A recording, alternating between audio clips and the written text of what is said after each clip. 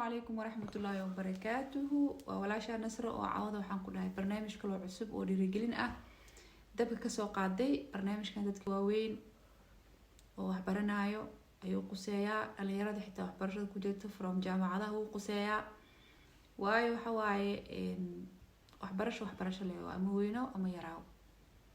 inta mawduuc u guda gelin laakiin hadaa hore ila joogtay waaba ila joogtay. hadaa igu cusub tahayna subscribe ii saar,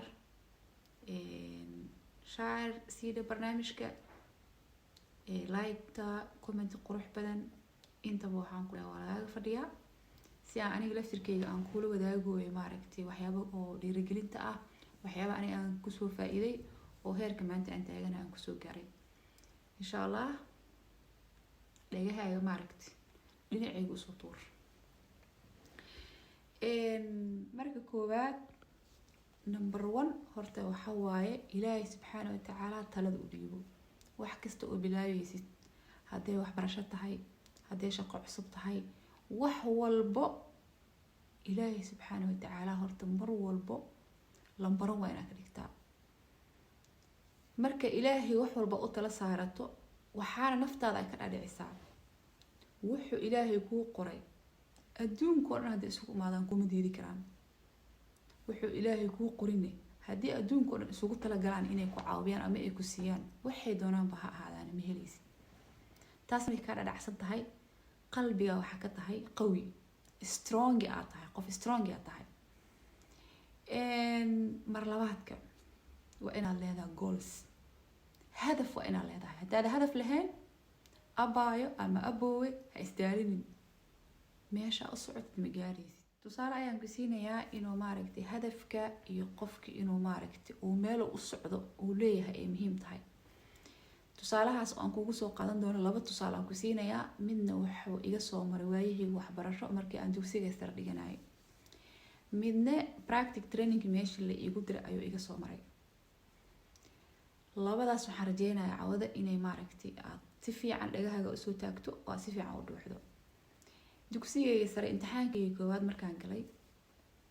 buundo waxa helay aad u hooseyso. horta ma dhicin oo imtixaan kuma dhicin, alxamdulillah shukr bil caalamiin. laakiin buundo aad u yar ayaa helay oo dhicitaanka waxba dhaamin. kadib xoogaa way xanaaqay, qob ay igu jiro moogta anaka Soomaaliyaana waa is ognaa moogta.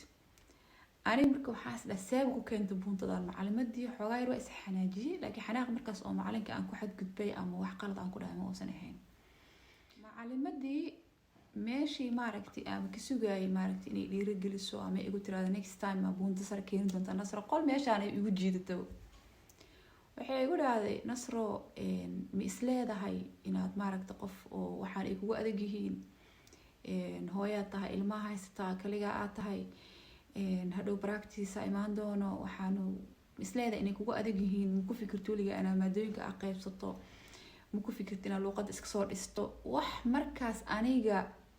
goalski iyo hadafkii aniga aan u socday aanan ahayn ay meesha keentay. aniga jaa maskaxdeyda waxaan ku dhahay way iswareejisay. waxaan dhahay maxaa ka wada ayaan dhahay maya waxaan isleeyahay waxbarashada way adag tahay, caafimaadka waa adag yahay, waxyaabo markaas aniga oo aan xoogaa maarad qalbi ahaan aan dhibsaday igu dhacday. aniga walaahi ma niyad jabin. macalimadii markaas waa contact teacher-keyga ahayd, macalimadeedii oo contact laareyga ahayd. bas waxaa ku dhahay mida ku sheega waxaa ku dhahay aynaa waxa inay adag yihiin, waa ogaa inaysan fududeyn, laakiin aniga waxa aaminsanahay inaan waxaan ka laareyn karaa ku dhahay, waana ka laareynayaan ku dhahay. waxa inaan baran karo oo aan kasoo bixi karo aan aaminsanahay ku dhahay. way fiirisay saas ma ay tiraha okay ma aniga tala aan ku siinayo waa ku mahadsantahay aan ku dhahay. talada ay siinayso waa ku mahadsantahay, maada aan qaybinayana jirnaan ku iri. haddii aad ku dhacday igu tirka war maadooyin ka mid ah, xisaabaadkan, ingiriishkan, way badan yihiin maadooyinka waa taqaan dugsiga sare lagu dhigo. dad waxaan la fadhiistaa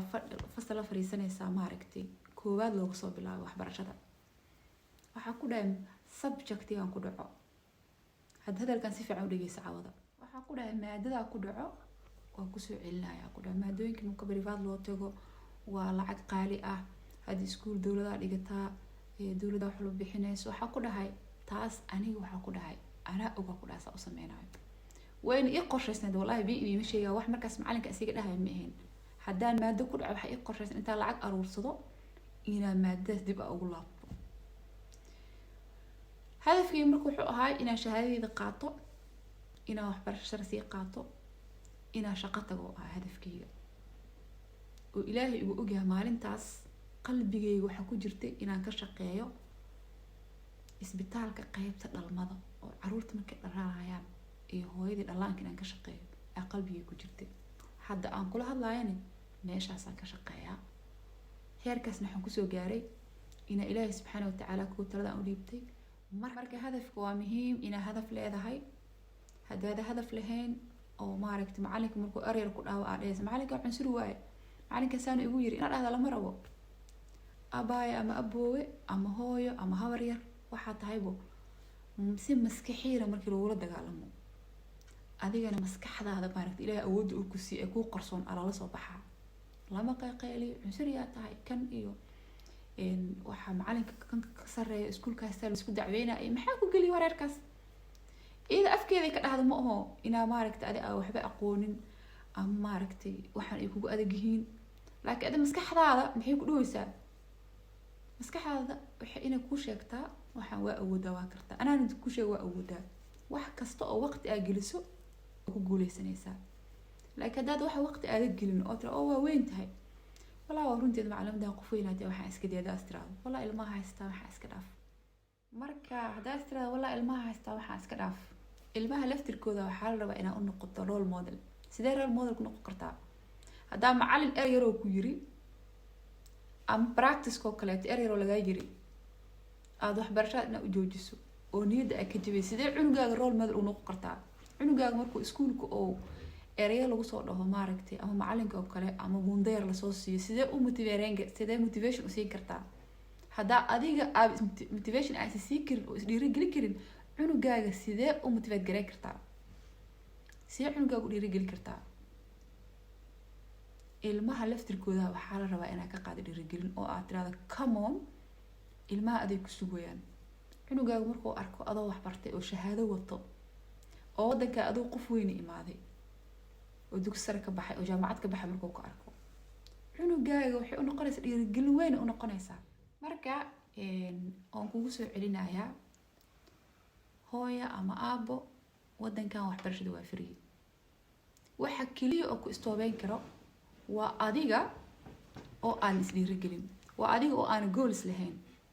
noloshaada u yeelo hadaf yeelo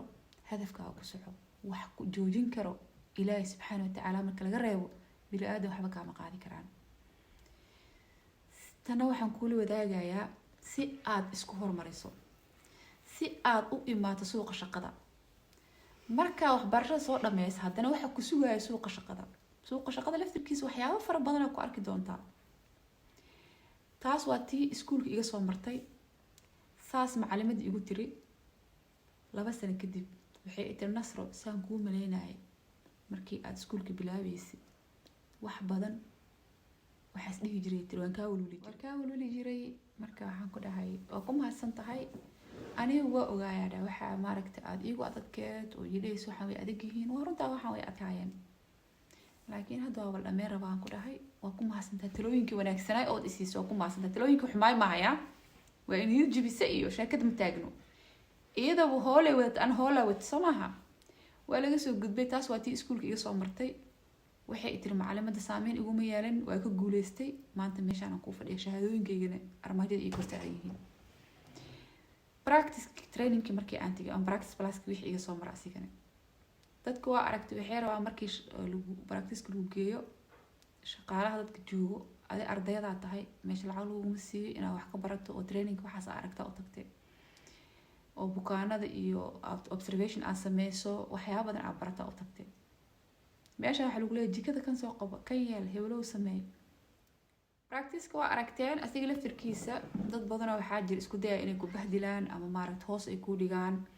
ayagoo aan maaragtay si direct aan ku soo abaarin dadkan cadaanka ah ama wadankan wax direct ah ma jiraan ama gadaashaada wax laga sheegayaa ama indirect wax walba waxaad samayn kartaa kan sameey adi wax markaas adi aan muhiim ku ahayn lagugu bahdilayaa bahdilaadaas markaa aragto ma waxaa leedahay oo waa cunsuriyaal dadkan saan igu sameeyeen dadkan dad fiican ma ahan niyadaada marwalba markaa waxaas u sheegto niyada markaa negative marwalba ka dhaadhiciso negative-ku niyada way dhuuqaysaa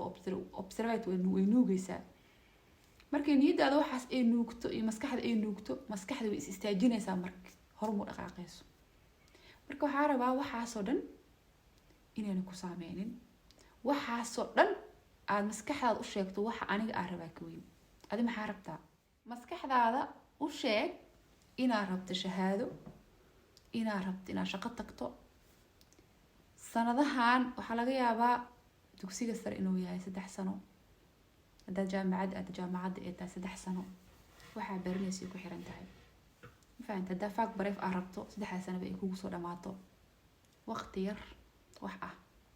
waxaaga noloshaada ay kaaga qasaarin inta geli inta ka bixi maalinta aad shahaadada qaadato ayaa ogaanaysaa waxa aad soo samayso dhan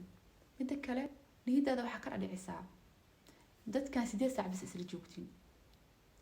inta aad meeshaas joogto waxaa waaye ani nasar mabal iraadabo magac kale leedahaa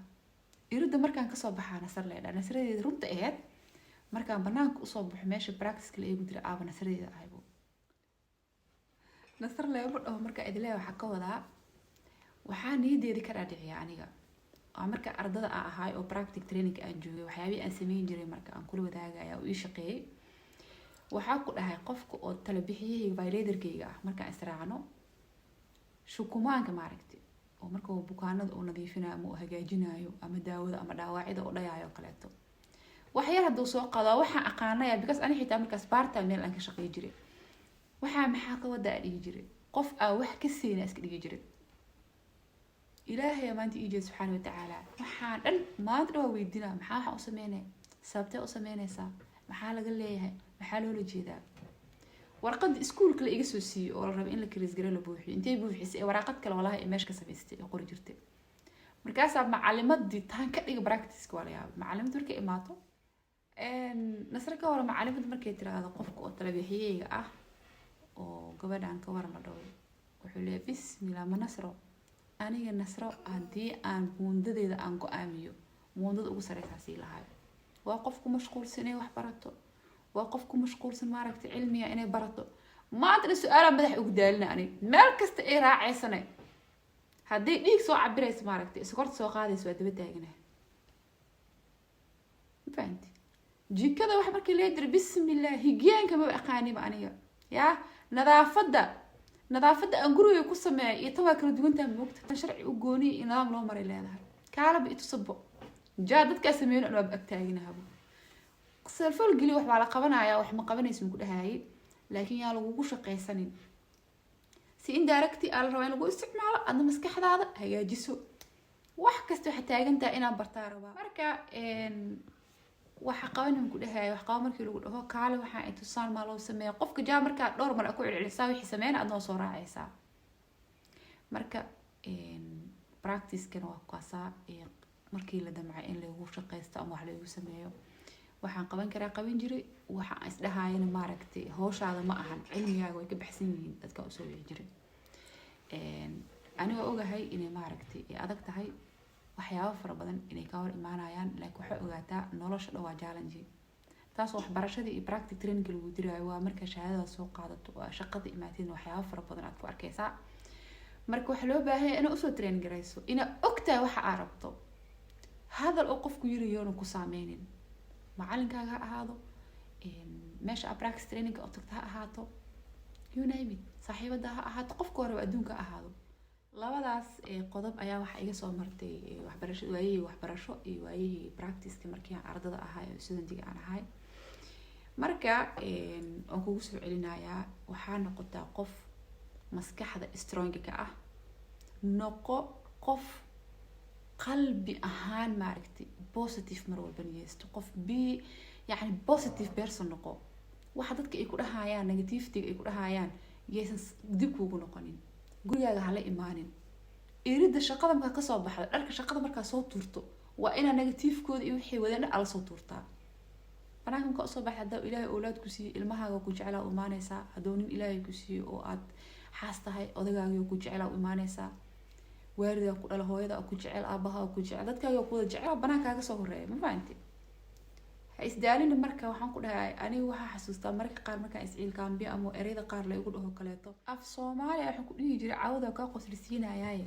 dadka ay agta adeeg ku taala meeshaan aniga inaan wax ka barto inaan shaqeystaa u imaado ma fahanti adeeg ku taala wajiga aan bedel laheeda ama bedel laheynaago shaqo aan ku leeyahay shaqul ma lahan aniga marka iridaas ka baxay farxad ii bilaabanaysaa ya marka iridaas ka baxo ee farxadeeda bilaabanaysaa oo ya nasro maxaa dhahday igu leeyahay mugti aniga ana isla hadlaaya asnaak mashul ana isla hadlaaya mtaaginahay maxay ka bedeli kartaa dadkana markaa sida ay ku dhaqmay oo la dhaqanto walaa ku xushmeenayaan degan noqo qof degan oo miisaaman shaqada markaa joogto shaqo wanaagaagan laga sheekeeyo meel marka ka shaqeynay shaqada seeta u qabso qof degan oo miisaaman dhageyso dadku waxay rahayaan ha ku soo dhaxboodin marka insha Allah inta siraan kula sheer gareynaa cawada waxaan ku leeyahay habeen wanaagsan waxaan kaloo ka iloobay oo aad u muhiim ah markii maaragtay aad shaqada oo practice-ka aad joogto wax markii lagu dhaho adoon xanaaqin maskaxda isla markiiba ha gali inaad maaragtay isdaafacdo positive ahaan u fikir waxa lagu weydiiyo si maaragtay oo diblomaasiyadda sida lagu soo ataago maaragtay oo lagu soo abaarayo uga jawaab insha Allah waxa ku rajeynayaa inaad guuleysato waa guuleysan doontaa hooyo Soomaaliyeed tahay ama aabbo Soomaaliyeed tahay ama gabar dhalinyaro tahay niyadaada waxa ku dhahay hay aan isku ognahay waxaan oo balana suuqa shaqada inaan isku aragno adoo wax soo bartay insha Allah khayr aad rajeynayaa youtube-keygani inta waxaan ku dhahay intii aan ku soo sheegay subscribe iyo like iyo share iyo comment-iga waa xagaaga habeen wanaagsan aan ku leeyahay